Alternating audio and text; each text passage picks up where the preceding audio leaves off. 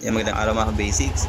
So bakit nga ba Honda Beat ang pinili ko sa dinami-dami ng motor dito sa market? So unang-una, ito, yung Kickstarter. So ayaw ko kasi nang naabala ako, kaya gusto ko yung anytime pwede siyang umandar kahit na lowbat na yung battery. Kasi sa mga high-end na motor ngayon, ibig ko sabihin yung ibang motor na karamihan kasi ngayon ay walang Kickstarter. So itong Honda Beat, kompleto pa siya. Bukod sa may Kickstarter siya, maliit lang siyang dalhin. So madali mo siyang may sisiksik sa traffic, lalo na dito sa Metro Manila na talagang sobra ang traffic. Kumbaga, kailangan mong sumiksik sa mga jeep, sa mga private car, lalo na sa Las Piñas, talagang siksikan ang laban dito. Kaya kailangan maliit lang yung motor mo, madaling imaniobra kumbaga. Kasi kung ang motor mo ay malaki, maganda siya pang long ride. Kung pang long ride naman, di doon ka sa malaking motor. Kasi mas komportable yon. Pero dito sa Honda Beat kasi, napaka-easy lang. Kaya gustong-gusto ko siyang gamitin. Tapos, isa pa, dahil nga sa mahal ng gas ngayon, itong Honda Beat ay talagang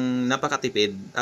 Sa computation ko sa kanya, parang tumatakbo siya na 1.50 per kilometer. Yun yung, pero ano yun gas ng Shell yon. Ay kung mas mura yung gas na binibili nyo, mas makatipid kayo. Kasi sa Shell, nasa 60 to 62 pesos yung 91 octane. Ang computation ko sa kanya, parang 1 peso tsaka 50 cent bawat kilometer na tinatakbo niya. Yun yung naging computation ko doon sa pagpapagas ko. Lagi ko siyang, kunyari, uubusin ko yung laman, 1 bar na lang, tapos yung full tank ko. Tapos nire-record ko yung takbo niya kung nakailang kilometer.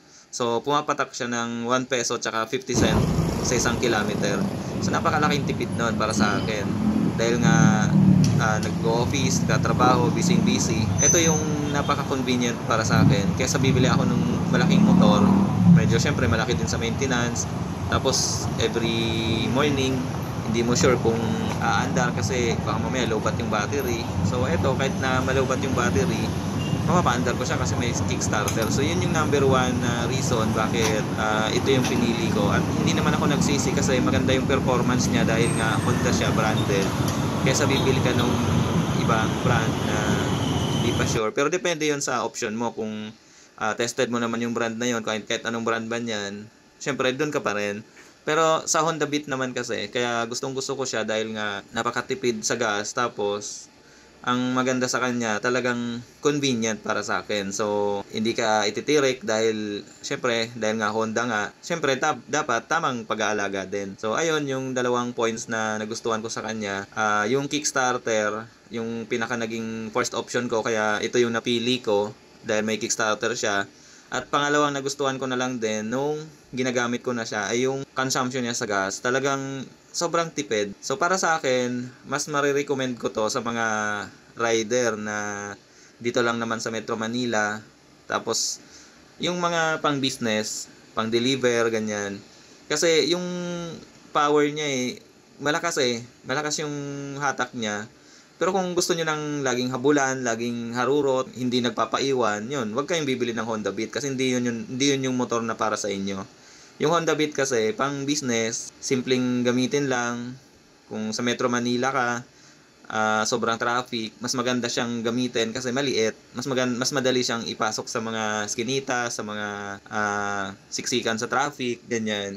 So, additional points na lang yon na nakuha ko nung binili ko yung Honda Beat. Bukod sa mura, so maraming benefit din na nakuha ako dahil ito yung pinili ko. Pero yung number one talagang kung bakit ito ang pinili ko ay dahil doon sa Kickstarter. So, ayun, sana ay nakapag-share ako ng magandang idea sa inyo, magandang payo na kung namimili kayo ng motor ay ito yung mapili nyo dahil napanood nyo yung video or yung mga points na nagustuhan ko sa kanya ay nagustuhan nyo rin.